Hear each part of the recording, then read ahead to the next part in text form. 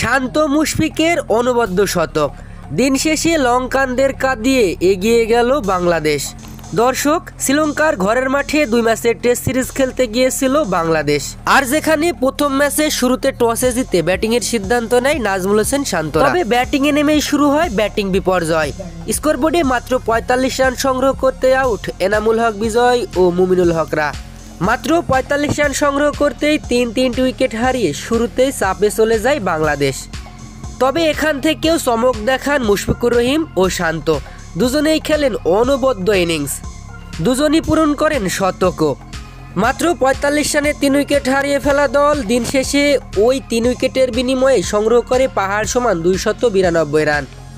প্রথম দিন শেষে শান্ত অপরাজিত আছেন ব্যক্তিগত 136 রান করে, অপরদিকে মুশফিকুর রহিম অপরাজিত আছেন 105 রান করে।